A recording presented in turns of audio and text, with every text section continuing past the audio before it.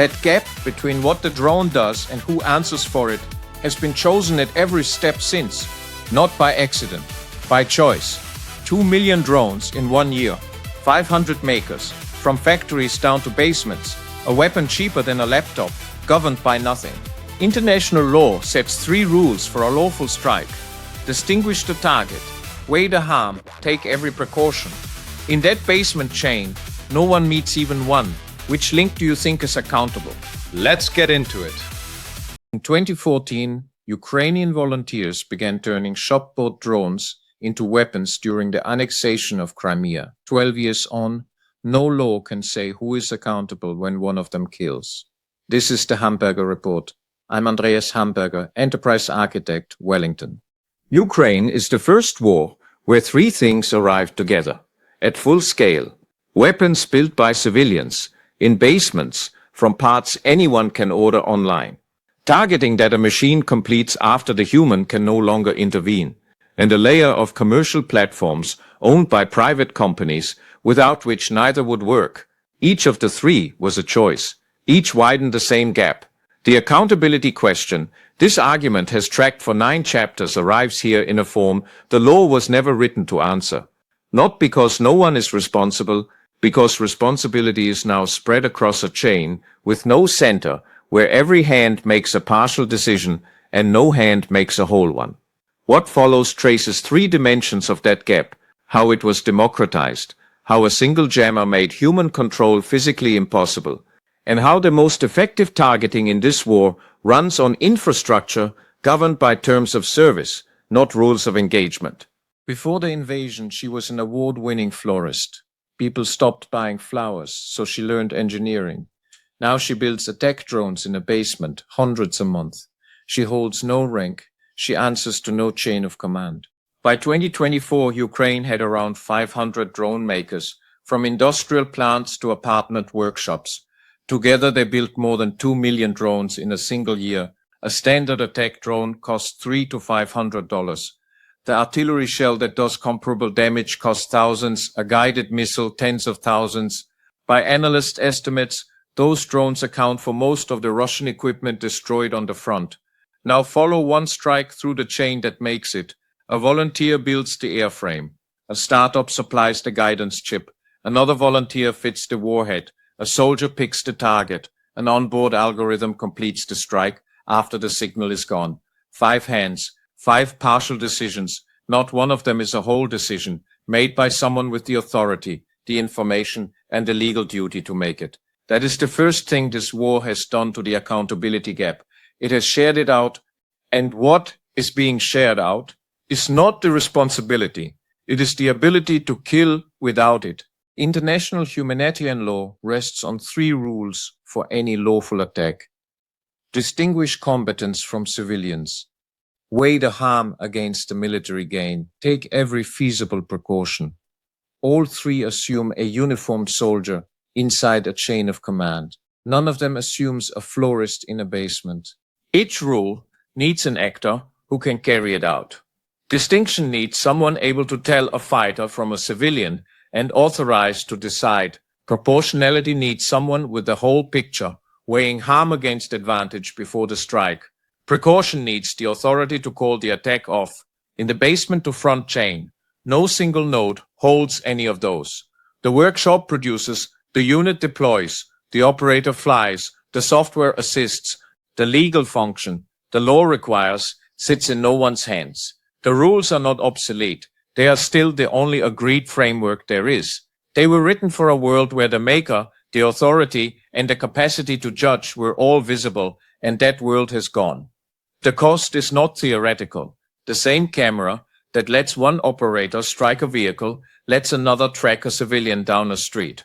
Over 8 months in one region, monitors documented drone attacks, killing dozens of civilians and wounding hundreds with what they called exceptional precision. A technology meant to sharpen distinction was turned against it. Autumn 2024. An operator launches a drone toward a target 4 kilometers away. 2 kilometers in, the screen goes black. A jammer has cut the link. A year before, that was the end of the mission. Now the drone keeps flying. A circuit board costing about $100 takes over. Its camera and a small neural network tracked the target, the operator locked before the signal died, and the drone finishes the strike alone. Ask who was in control at impact, and the honest answer is no one. The human chose the target, the machine completed the kill. Between those two moments, a jammer had cut every link a person could have used to stop it. This is a ratchet. Every advance in jamming forces more autonomy, and terminal guidance has lifted strike success from roughly 15% to 60%. The decade-old debate in Geneva over whether a human should stay in the loop is being overtaken by a battlefield where, more and more, a human physically cannot be. Next Friday, the series turns to Russia, where the same autonomous weapons are documented, deployed and counted, and where the framework meant to prevent them was written for states that chose to be bound by it. Lethal by Design runs every Friday through late August. The targeting did not start on the front. It started in orbit.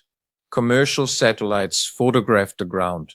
A private platform software ranks the targets. A satellite internet network carries the data to a dish under a tarp.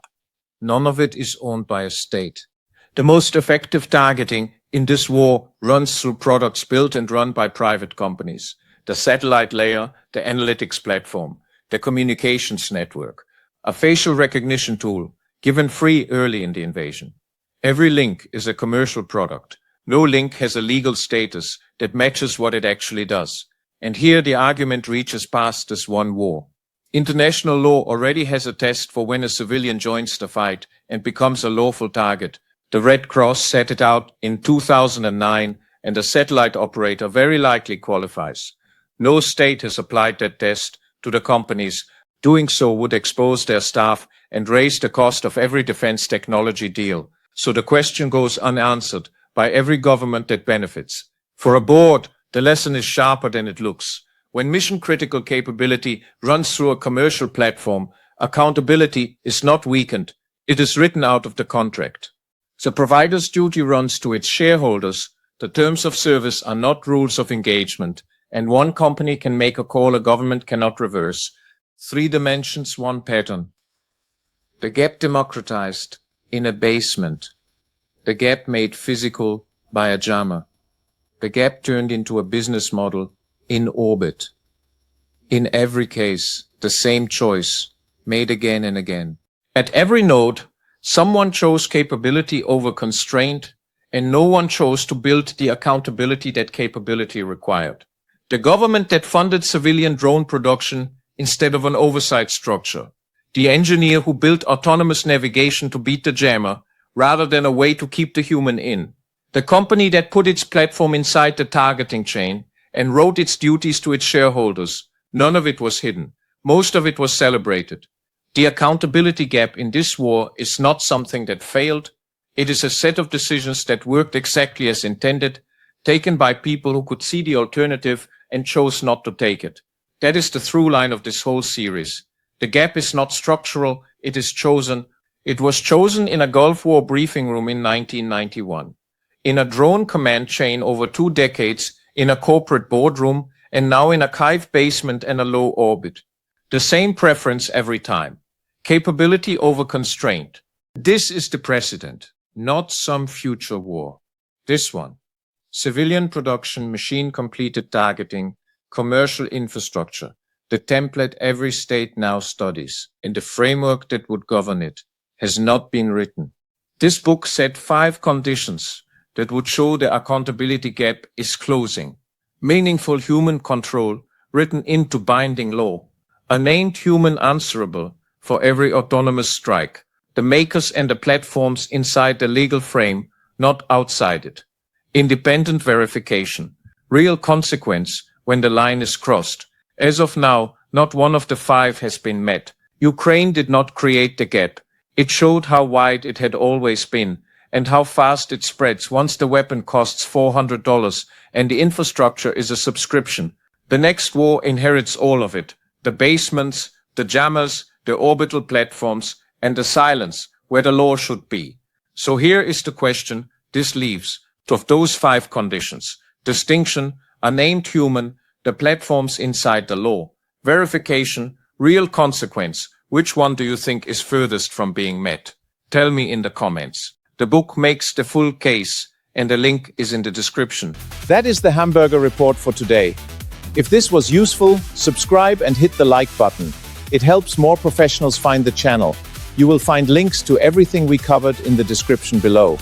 I am Andreas Hamberger, and I will see you tomorrow.